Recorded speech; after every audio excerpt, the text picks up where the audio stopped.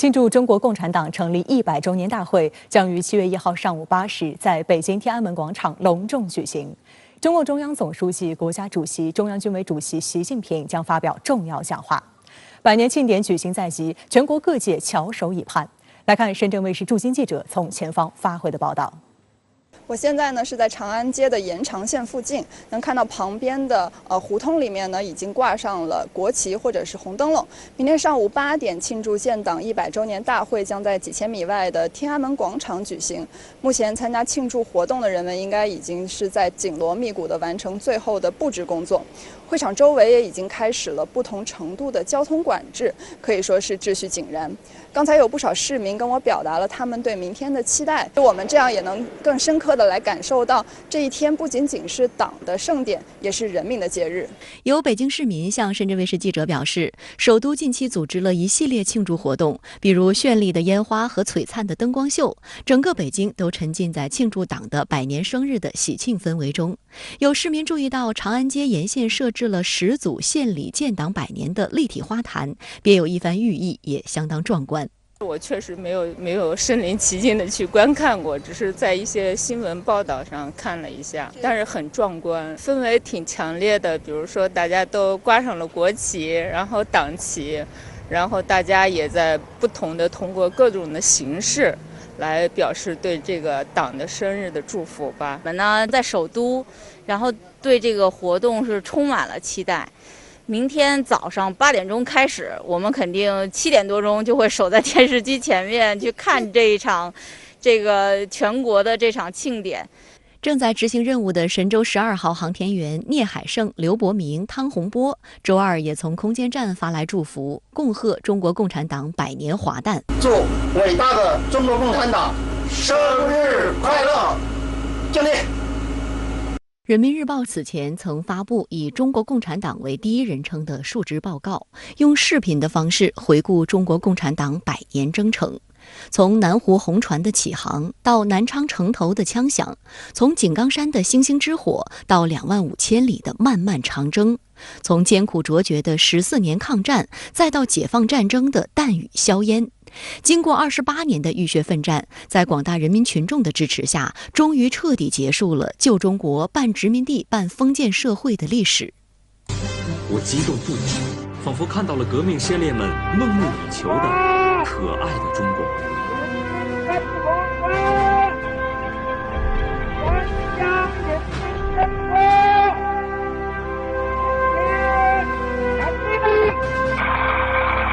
新中国成立后，中国共产党依靠人民群众完成了土地改革与社会主义革命，制定了一个个5年计划的小目标，迎来了改革开放的变革，开辟出中国特色社会主义道路。经过长期努力，中国特色社会主义进入了新时代，全面建成小康社会，终于取得历史性成就。如今，站在2个100年的历史交汇点，全面建设社会主义现代化国家新征程开启。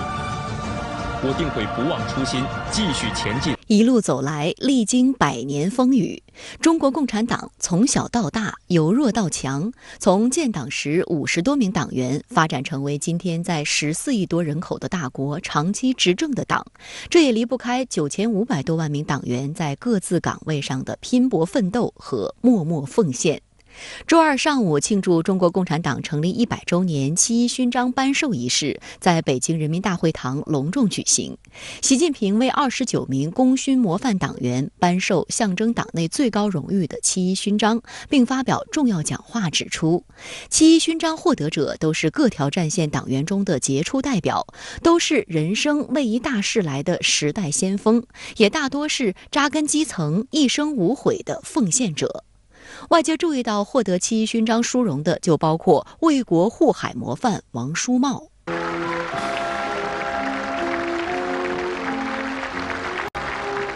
王书茂是海南省琼海市潭门镇潭门村党支部书记兼村委会主任，潭门海上民兵连副连长。不过他有一个大家更熟悉的外号——海南老船长。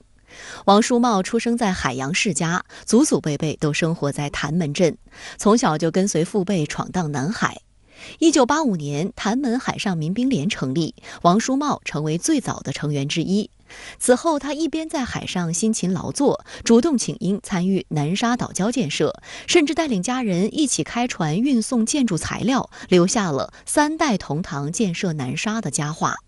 另一方面，王叔茂还积极组建守卫祖国南大门的民间力量，在南海维权斗争中冲锋在前，不怕牺牲，寸步不让，坚决捍卫我国领海主权和海洋权益。2012年，王叔茂和他的船队在黄岩岛附近作业时，遭遇外国渔民船只侵扰。面对佩戴武器、无理挑衅的外方渔民，王叔茂先是向他们进行口头警告，在对方不听劝阻、变本加厉地要冲入我国领海时，毅然下令船队挡在外方渔船前进的方向上，阻拦他们非法越过我国领海线。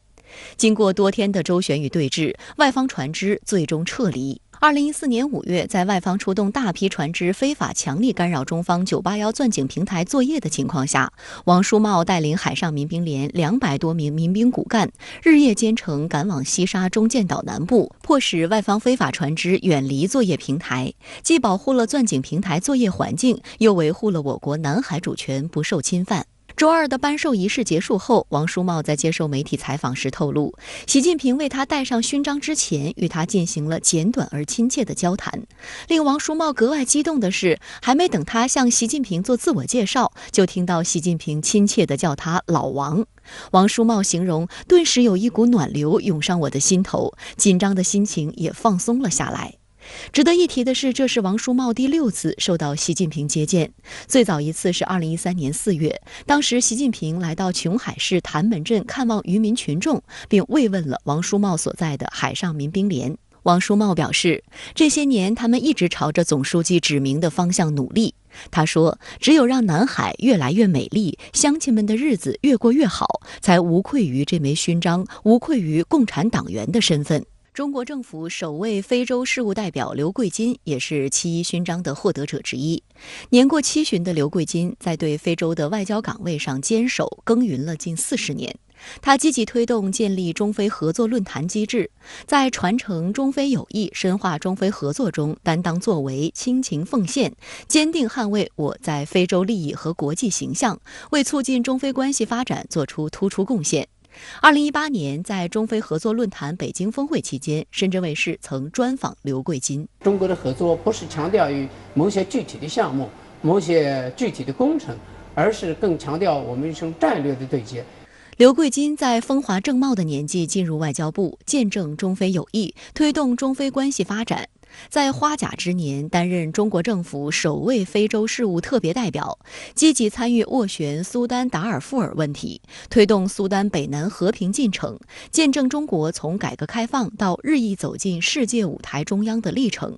退休后的刘桂金从政界转身学术界，用过去丰富的对非工作经验，积极从事培养中非关系下一代的工作。中国以最高规格首颁7·1勋章，也引发境外媒体的高度关注。俄新社报道称，习近平亲自向为党和人民做出杰出贡献的共产党员颁授代表党内最高荣誉的7·1勋章，显示新时代依旧需要英雄。韩联社则注意到，在介绍获奖者成就时出现的高频词汇是理想信念坚定、做出卓越贡献、品质高尚等，说明该奖项的甄选标准是爱国爱党的平民英雄。中国共产党即将100年华诞，国际社会讨论中国共产党带领中国实现巨变的热度持续升温。世界惊叹于中国共产党100年成就之辉煌，也更加期待破译中国共产党带领中国崛起的成功密码。海外媒体和学者惊叹中国共产党100年辉煌成就。奥地利标准报网站写道，中国共产党于1921年在上海成立时，该国还非常贫穷，而今天如果在上海、北京或深圳漫步，就会发现新车的密度远远高于维也纳。在美丽的新世界里，人们找不到贫民窟、铁皮小屋，餐馆里坐着乐观的一代人，他们都拿着智能手机。如果不是因为新冠肺炎大流行，他们可能计划到欧洲度假。而俄罗斯滨海媒体网称，在世界历史长河中，中共100年历程如白驹过隙，但它却使中国人民的生活发生翻天覆地的变化。在这100年间，中国实现了从木犁和锄头到登月成功，从一穷二白到强大社会文化的飞跃。新加坡、英国专家学者表示，中国取得的发展成就在中国历史乃至世界历史上都前所未有。中国的发展实践为其他国家提供了重要启示和借鉴。How China proven is a leadership. If you look at the infrastructure, even the clean air and clean water, as compared to 20 years I went to China, I was so shocked when the Yangtze River or those Dujiangyuan, beautiful. The party has always been a party of the people, the party of the Laobaixin. It is quite amazing that China succeeded 10 years before the United Nations centenary goal. How did China do it? It's also a very interesting thing because it could be a lesson, a model, let's say, a model for other countries, particularly developing countries in the south. 马凯硕是新加坡国立大学亚洲研究所杰出研究员，曾于1971年到2004年期间担任新加坡常驻联合国代表。马凯硕说，他走访了中国很多地方，中国共产党强有力的领导是中国取得举世瞩目成就的关键。I believe that the three principles that China has implemented well, number one, the principle of meritocracy. The second principle is the principle of pragmatism. And the third principle is what I call the principle of honesty. Honesty means that the Communist Party of China has tried very hard to eliminate corruption. 对于海外关注中国共产党的媒体和学者来说，一个绕不开的话题是，这个百年大党为何在百年华诞之际依然充满活力？英国广播公司网站注意到，中国共产党在全国执政已近72年，成为历史上执政时间最长的共产党。巴西劳工党创始人前总统卢拉，2003年至2010年担任2届巴西总统。卢拉说，正是坚定执行了执政为民的理念，中共才领导人民实现了生活水平的跃升。Eu pessoalmente e o meu partido nós temos profundo respeito, sabe,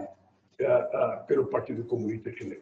Temos profundo respeito, porque cuidar da quantidade de gente que o Partido Comunista Chinês cuida,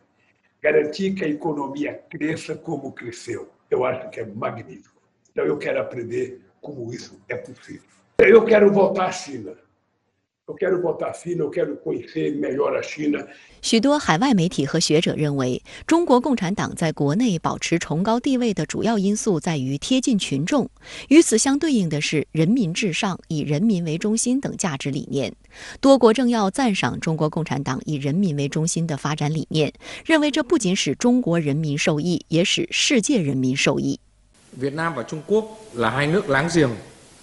núi sông liền một dải. Đảng, Nhà nước và nhân dân Việt Nam hết sức quan tâm, nhiệt liệt chúc mừng và chia sẻ niềm vui với các đồng chí Trung Quốc anh em nhân kỷ niệm 100 năm ngày thành lập Đảng Cộng sản Trung Quốc. Chúng tôi đánh giá rất cao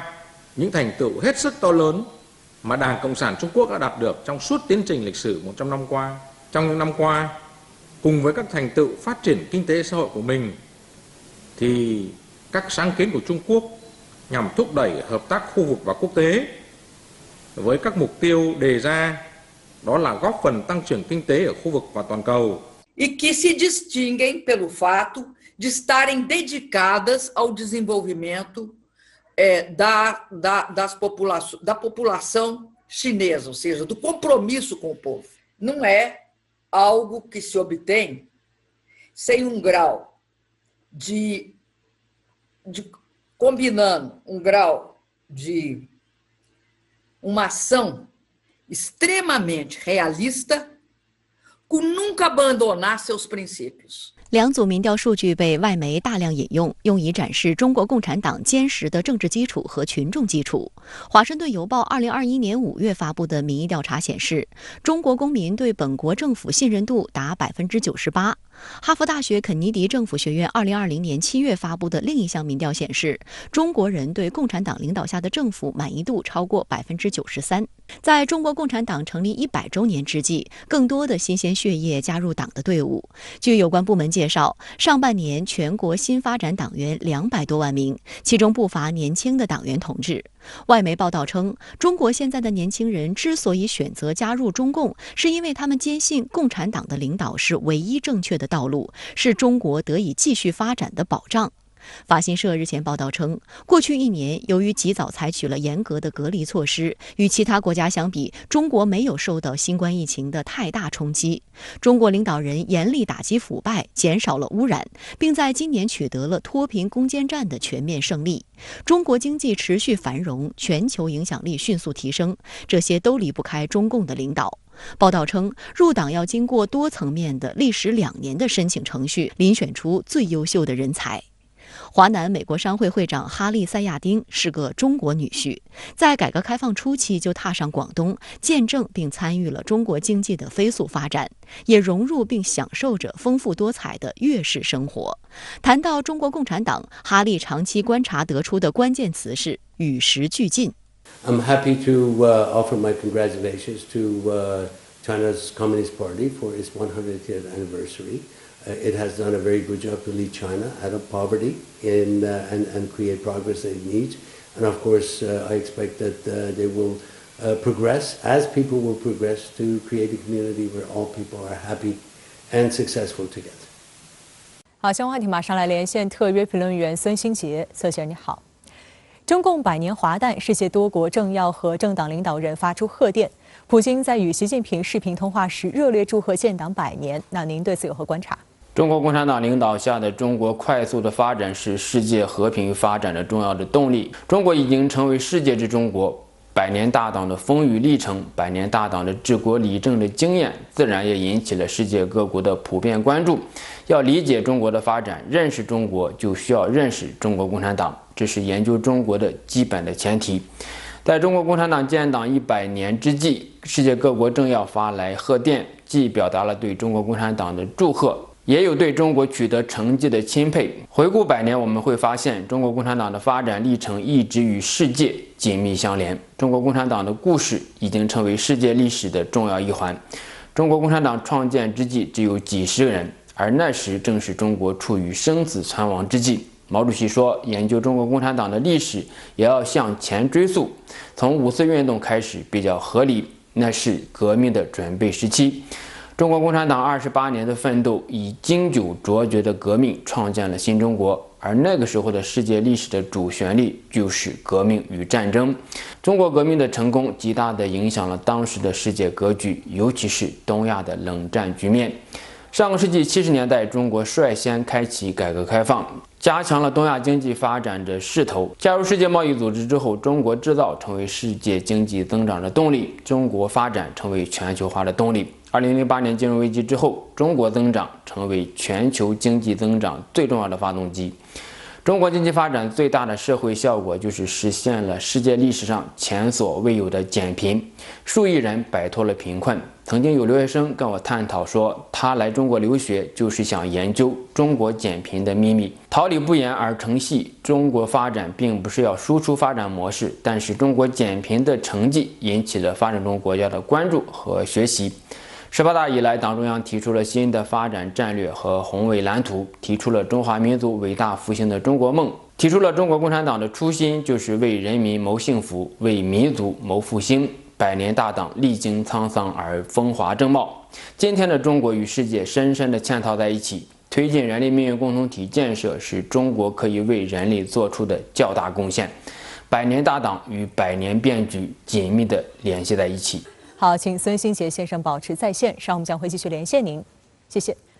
今年是中国共产党成立100周年，中国共产党取得的巨大执政成就引起国际社会的高度关注。中国道路、中国故事、中国奇迹成为国际舆论探讨的热门话题。深圳卫视直播港澳台推出系列专访《幸会中国共产党》，邀请多位国际友人分享他们与中国共产党的故事。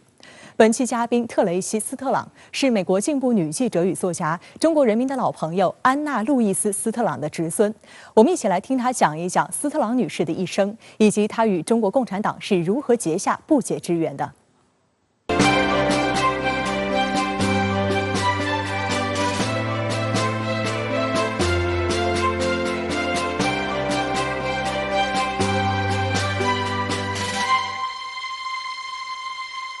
安娜·路易易斯·斯特朗，美国进步记者与作家。斯特朗的一生都在追求革命和光明。苏联、中国、墨西哥、西班牙、危地马拉都能看到他的身影。斯特朗共访问中国6次，并在中国度过了一生中最后一段时间。特雷西·斯特朗在接受深圳卫视专访时，讲述了斯特朗女士当初是如何开始关注中国革命，如何与中国共产党结下深厚缘分的。But she does go into 1925 to Canton, and she's back in China in 1938, where Zhu De has a long talk with Zhu De and meets Zhou Enlai, and is very clear that something is happening in China which corresponds much more to her hopes for what might be possible elsewhere. 1925年，斯特朗首次访华，正值大革命时期。2年后，大革命受到残酷镇压，斯特朗满怀悲愤地写下《千千万万的中国人》一书，向全世界报道国民党蒋介石政府对中国革命的叛变和镇压。1938年1月，斯特朗到达了山西五台山一个在任何地图上都没有标记的村落，这里驻扎着八路军总部。他在八路军总部住了10天，写成了《人类的1/5》一书，向全世界人民预告中国抗战必胜。斯特朗还有一个重要的报道，就是在美国揭批了国民党反动派发动皖南事变的真相。1940年12月底，斯特朗来到了重庆，连续几天与周恩来彻夜长谈。周恩来交给他一份长达26页的文件和资料，斯特朗立即带着文件乘船返美，揭露了事实真相。1946年6月，抗战胜利后，斯特朗第5次访华，他遍访了延安各个解放区，并在延安住了几个月。因为这次访问，斯特朗还获得了“纸老虎女士”的绰号。一切皆因当年8月，毛主席和斯特朗谈话时说出了那句著名的论断：一切反动派都是纸老虎。That's纸老虎, paper tiger. Reactionaries, Mao said, were paper tigers. He also said the atom bomb was a paper tiger. He's saying we actually have nothing really to fear from intervention from the United States or other reactionary forces.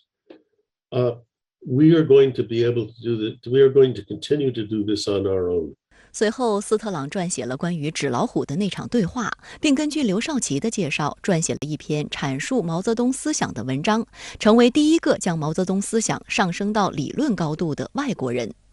1958年，斯特朗终于在73岁时第6次访华，这一次他留在了中国。在此后的12年中，斯特朗走遍了大半个中国，创作了《中国为粮食而战》《西藏见闻》等书，并满怀激情地编写了《中国通讯》69篇。1970年，斯特朗在北京逝世，享年85岁。他的一生有1/3的时间在他称为理想的归宿地的中国。在北京八宝山革命公墓，斯特朗的墓碑上铭刻着“中国人民的朋友，美国进步作家安娜·路易斯·斯特朗之墓”。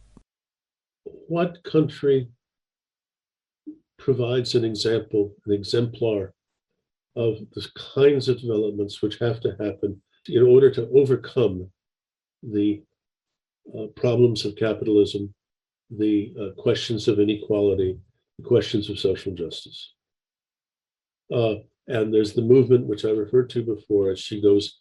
first to the Soviet Union, and then that really disappears. She looks around. She goes to Spain. She goes to Guatemala. She goes to but China is the major player for her in this. So she's choose China for, in some sense, the rest of her life. 国安法实施1周年，香港社会秩序良好，经济复苏和发展已见新机。最新民调显示，近80%受访者满意香港国安法落实成效，满意度创实施1年来新高。但仍有大赦国际等伦敦所谓民间人权组织指手画脚。外交部对此严正回应，任何对香港国安法的抹黑攻击，都阻挡不了香港由乱而治、由治及兴的大势。国安法颁布1年来取得哪些显著成效？特首林郑月娥等香港管制团队有哪些切身感悟？特区24岁生日之际，香港将如何再书东方之珠传奇？田飞龙、陈斌在线解析。周三是香港国安法颁布实施1周年，落地实施1年来，香港国安法一法定香江，填补了香港维护国家安全的法治漏洞，令香港重回正轨，由乱及治，由治向兴，深得民心。根据紫金研究院发布的最新民调，近80%受访者满意香港国安法落实成效，满意度创实施1年来新高。此外，针对伦敦所谓的民间人权组织大赦国际恶意抹黑歪曲香港国安法，外交部周三强调，中国反对外部势力干预香港事务的决心坚定不移。评论指，在中国共产党迎来100年华诞，香港特区也迎来24岁生日之际，香港又站在新的历史起点上。有香港国安法保驾护航，相信香港将会再度铸就东方之珠传奇。去年6月30号，全国人大常委会通过香港国安法。同日，香港国安法在香港刊宪公布，并于当日晚11时生效，至今已实施1周年。身兼维护国家安全委员会主席的香港特区行政长官林郑月娥周二在接受香港东周刊采访时表示，国家安全立法是由中央主导的重大决定，经历了2019年下半年至2020年第一季的动乱，加上疫情出现，抗疫都受到黑暴影响，立法会也陷入混乱，所以中央果断出手，为香港解决了一个最大的问题。对于外界形容香港国安法犹如特区的定海神针，林郑月娥表示高度认同。香港国安法实施1周年之际，紫金研究院周二发布的民调显示，82.6%的受访者直言，国安法实施后，香港社会秩序和治安状况变好。76.2%的受访者认为，基本法赋予香港居民的自由权利未受影响。值得欣喜的是，高达75.7%的受访者对香港国安法实施成效感到满意，较今年4月的相关调查上升2.4个百分点，相关数据创下新高。此外，71.9%的受访者表示，香港国安法的实施令自身对香港一国两制前景的信心增强。民调结果可以看出来，香港大多数市民呢是能够面对事实来公正的评价这一部法律，并且从自身来肯定这部法律呢保护了他们的自由权利，尤其是生活的安定。与2019年黑暴之乱带来的这样一种权利以及社会秩序的混乱相比的话，国安法带来了一个繁荣稳定的新的香港。那么要客观的讲，那么这个是香港民意的一个反应。实施1周年，香港国安法已经深得民心。然而，位于英国伦敦的民间人权组织大赦国际却对香港国安法说三道四。针对大赦国际的有关错误言论，中国外交部发言人汪文斌周三回应指出，香港国安法实施1年来，国家安全得到了维护，香港社会重回正轨，法治正义得到伸张，广大香港市民和外国在港公民的各项合法权利和自由，在更加安全的环境中得到更好保障，这是任何不带偏见的人都认同的客观事实。我也愿意在这里给大家介绍一些事实真相。数据显示，去年流入香港的资金规模高达500亿美元，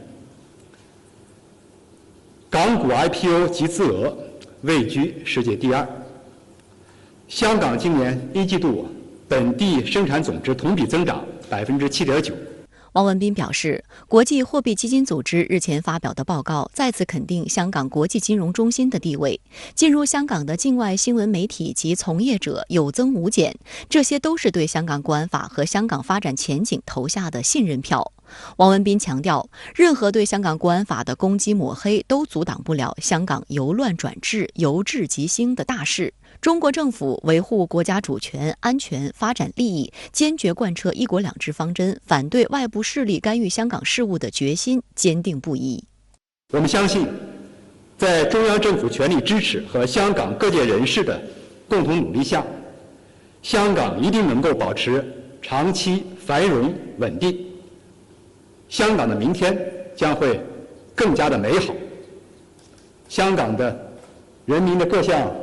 自由和权利会得到更好的保障。香港国安法实施1年来，坚定依法打击和惩治极少数严重危害国家安全的犯罪分子，为香港社会重回正轨提供了坚实法治保障。香港特区保安局发言人周三发布，截至本月28号，港警国安处共拘捕了117名涉案人士，包括95男、22女，年龄介乎15至79岁。当中近55%及64人及3间公司被检控。发言人还表示，香港国安法有效扑灭罪行，比较国安法实施前后半年的罪案数字，纵火案大跌80%，刑事毁坏案减40%，香港的整体罪案数目减4%。保安局发言人强调，2019年修例风波引发动荡后，不法团体及人士的行动令香港罪案数字上升9%。直至去年香港国安法颁布实行后，今年第一季全港罪案数字迅即下跌约10%，社会上无视法律的行动大大收敛。事实上，去年6月30号，香港国安法正式生效，其震慑威力立竿见影。去年7月1号，香港国安法落地的第2天，香港警务处国家安全处就正式成立。7月29号，港警国安处展开首次行动，抓捕港独分子。去年7月31号就发出通缉令，以涉嫌煽动分裂国家的罪名通缉已潜逃海外的前香港众志成员罗冠聪、学生独立联盟召集人陈家驹和本土民主前线召集人黄台仰等乱港分子。去年8月10号，国安处雷霆出击，以涉嫌勾结外国势力、串谋欺诈及煽动等罪名拘捕了一传媒创办人、港独头目黎智英及其2个儿子，一传媒行政总裁张建宏、香港众志前副秘书长周庭等人。这些头面人物的落网，有力打击了乱港势力的嚣张气焰。去年12月27号，香港警方还以涉嫌违反香港国安法，通缉约30名身在海外的乱港分子，其中就包括前立法会议员许志峰。被通缉后，许志峰先是借公务外访名义逃到丹麦，2天后逃到英国，祈求英国政治庇护失败后，经过多番挣扎，又同家人辗转前往澳大利亚。今年1月6号，港警国安处拘捕53名曾参与去年7月非法35家初选的人士，被捕者包括前立法会议员林卓廷、范国威、梁国雄、戴耀廷等。值得注意的是，臭名昭著的港大前副教授戴耀廷就是所谓蓝炒香港10部曲计划的重要操盘手。非法35家初选正是蓝炒10部的关键一步。戴耀廷被拘捕，严重挫败了蓝炒派非法夺权、瘫痪特区的险恶图谋，令整个香港社会大快人心。好，相关话题马上来连线特约评论员陈斌。陈先生你好。香港国安法实施1年了，那您怎么看这部法律对香港社会带来的影响呢？童弟你好，我想呢，还是用香港媒体的观察来回答这个问题。综合香港媒体的说法，香港国安法实施1年，香港社会呢实现重要转折。用官方的话说呢，是实现由乱及治；用民间的话说呢，是香港回到了正路，在行政、立法、司法、传媒、教育等领域都发生了变化。具体来说呢，给香港带来10大变化。一呢是反中乱港这个黑暴行为呢销声匿迹，社会重归和谐，人身安全和言行自由得到保障。二是对违反国安法的行为予以严惩、严格执法，至少呢117人被捕，其中呢64人被监控。黎智英、戴耀廷、黄之锋等几个案犯呢已经服刑，还有更多的这个案犯呢正在这个排期等候审讯，反中乱港势力呢遭到沉重打击。3呢是国安法雷霆出击，粉碎了蓝炒派的违法初选，解除了颠覆这个政权的罪恶阴谋。那么今年呢，接着实施的这个完善的这个选举制度呢，保障了爱国者治港这一根本原则。1国2制新闻支援呢，有了制度和法律保障。4是香港国安法的实施，使得公职人员宣誓制度刊宪。蓝炒派议员和不遵守1国2制原则的人呢，被清除出公职人员队伍，由此呢，带动社会风气好转。5是在国安法的威慑下，蓝炒分子鸡飞狗走，30多名乱港骨干分子尾追潜逃海外，煽动暴力，这个蛊惑分裂、拉仇恨的力量大大的减弱。6是国安法呢，明确划定了红线，精准打击4类危害国家安全犯罪行为。那么诸多贩卖港独、实施颠覆政权行为的乱港组织被取缔，或者自行解散，或者自取灭亡，使得香港社会呢不敢再有公然叫嚣港独的声音，不敢呢有颠覆政权的犯罪行为。其实随着国安法执法力度加深，一些打着民主旗号实则破坏1国2制的忌讳活动失去了踪影，维园呢不再是政治符号。8呢是国安教育深入课堂，香港也引入了首个国家安全教育日。教育局呢把通识科改为公民与社会发展科，那么在课程上呢，这个不同的主题上呢都加入了国家的元素，从而呢来提升对国家的认同感。90国安法的牙齿呢也咬住了这个煽动暴力、颠覆政权、撕裂社会的多媒体。苹果日报寿终正寝，立场新闻分崩离析，香港舆论场上的谣言、谎言、妄言将大大的减少。10呢是香港国安法执法体系得以完善，特首指定法官呢保障了国安案件审理的准确性和严肃性，这警察抓人、法官放人的漏洞呢给补上了。那么损害国家安全的犯罪嫌疑人呢，再也不可能借保释而逃避法律的制裁。国安法实施这一年呢，给香港社会带来的是暴风骤雨式的洗礼。那么港人呢也认清了前途何在，开始走向新时代。对于香港国安法实施1年，海外媒体又是怎么看的呢？海外媒体对香港国安法实施1年呢是高度关注，这是他们的看问题的视角呢有所不同，但总体上来讲呢，都认为这个是香港社会发生重大变化。英国 BBC 说，国安法实施以后，这个城市的政治、社会、教育、媒体都开始迎来翻天覆地的转变。那么，刚刚升任特区政府2号人物的李家超说，国安法的实施让市民恢复正常生活，不再担惊受怕，危害国家安全的主要威胁已经受到控制。路透社说，香港国安法实施1年，有117名人被逮捕，60多人被监控。香港保安局说呢，国安法的目的是止暴制乱，恢复秩序。涉嫌违反国安法而被捕的人呢，只是极少数，只占香港总人口的0.0016%。新加坡联合早报则报道林郑月娥的说法，这个林郑说呢，如果没有国安法，这香港呢根本无法控制疫情。林郑认同国安法犹如香港特区定海神针这一说法。好，谢谢陈斌先生在线和我们分享您的观点，谢谢。周二，20国集团外长会在意大利南部城市马泰拉举行，与会人员就改善全球卫生、气候紧急状况和国际贸易等一系列问题的合作进行了讨论。会后通过马泰拉宣言。中国国委员兼外长王毅以视频方式出席并作重要发言。王毅表示，多边主义不是冠冕堂皇的口号，更不能成为推行单边行径的包装。G20应以身作则，带头践行真正的多边主义。据报道，此次20国集团外长会的主要议题是全球治理及非洲大陆可持续发展。与会各方同意，当前需要坚持多边主义，协调应对疫情后复苏、国际贸易、气候变化、生态及数字化转型等全球性挑战。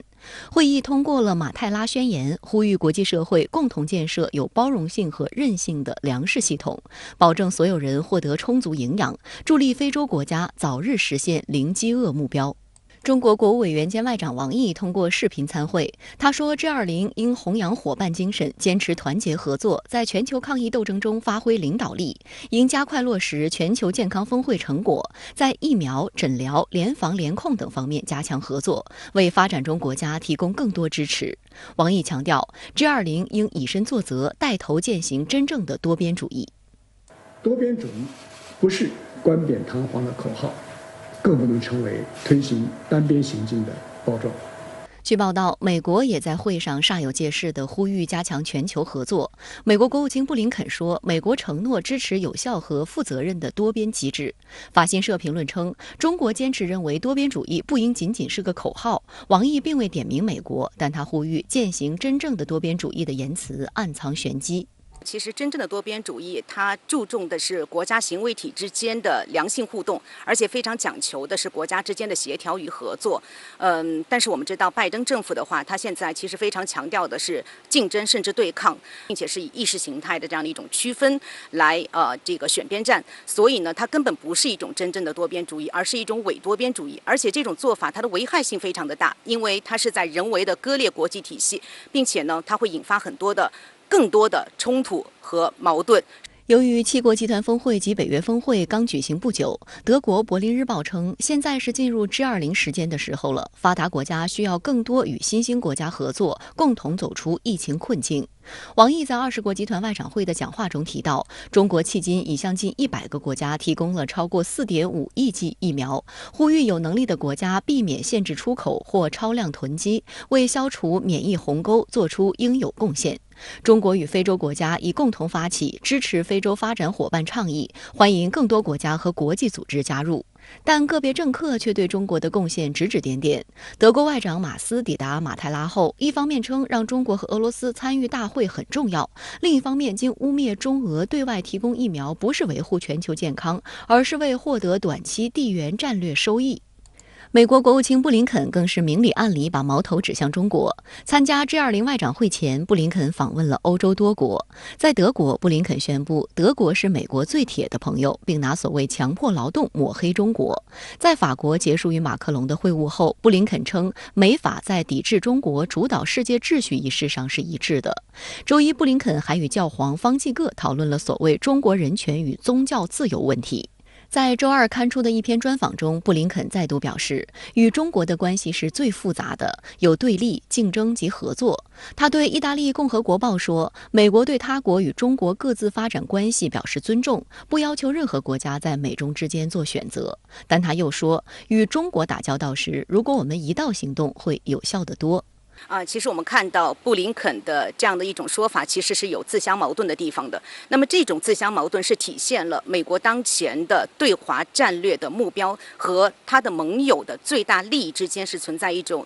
难以调和的矛盾的。那对于美国来说，一方面它没有办法能够真正实现它遏制中国、打压中国，比如说科技啊、发展啊这些目标。那么另外一方面的话，甚至有可能因此失去美国在中国的这个市场份额，所以他又不断的去强调要求盟友国家来采取协调一致的统一行动，所以是反映出当前美国其实既矛盾，而且也没办法去找到合适的解决方法的这样的一种矛盾的心理。